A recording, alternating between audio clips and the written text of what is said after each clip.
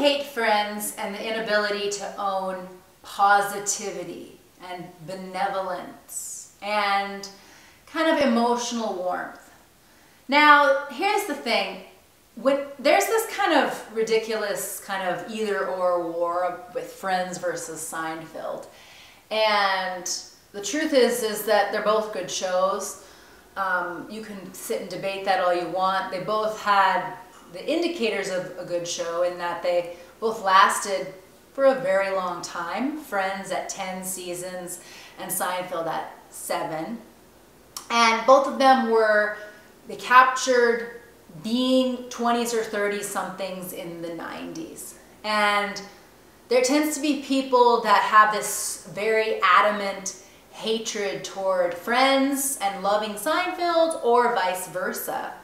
And for me, I think that the people that hate Seinfeld, they can't own a kind of negative part of themselves. Like they kind of have a positive, toxic positivity bypassing, bulldozing to kind of pretend to be everything is awesome Pollyannas.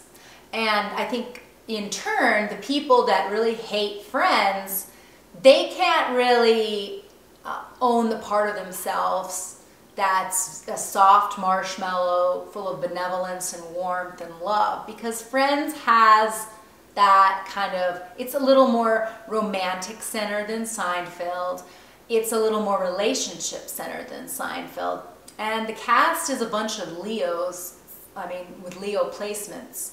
So it's a lot of Leo energy, which is warm and expressive and hugging and out there, flamboyant, and not really relegating to this kind of, that kind of wall, that kind of stoicism. Now, for me, I think that the people that hate Friends, they can't own that part of themselves, or that part is tucked away beneath their kind of all-knowing, kind of stoic or dry humor. They act like, oh, I don't like this kind of romantic-centric show. And I think that, and then of course there's going to be people that just think, oh, well, no, I just have a refined sense of humor. My humor is better. And then there'll be people that say, well, Friends has all these problematic things, and there's all kinds of angles at it, but this is just an opinion video on the crux of sometimes you can't own your positivity or your warmth, your love. Sometimes you can't own that vulnerable, soft side, and then other times you can't own your negative side. Like sometimes you can't own that part of you that wants to complain and be negative and cynical. And so with me, I observe the people that hate Seinfeld, they can't own their negative complaining side, their petty side.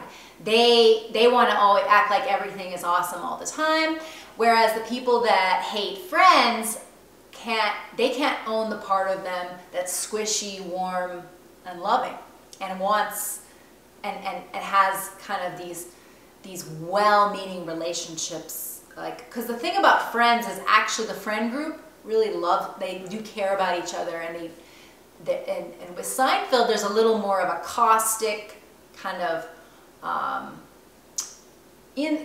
that tough love, insulting, teasing way of interacting. In Friends there's like hugs, support. Yes, there's secrets kept, but there's kind of a overarching warmth, right? And I keep saying warmth, but that's because I really feel that when I watch Friends. Such a warmth. And so why is it so hard to own that side? It seems like that would be easy, right? That's something that's the hardest to own, is our warmth, our vulnerability, our love.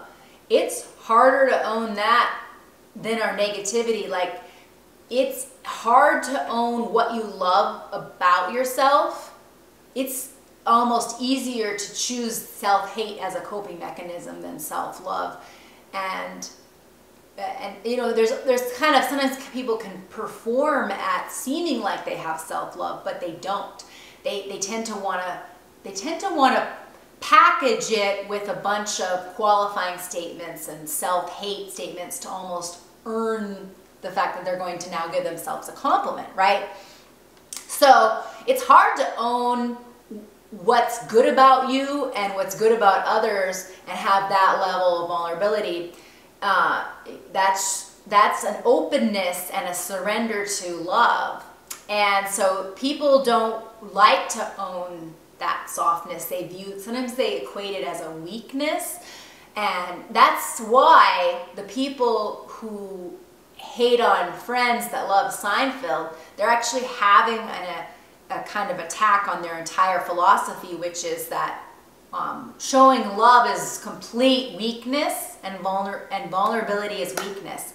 And so they prefer that kind of mask of cynicism. It makes them feel smug, superior, all-knowing, in control, and safe. So that's why there's this conflict between these shows, and I think that we need to love both of them and realize when we have a reaction to either, be curious about what that is revealing about ourselves.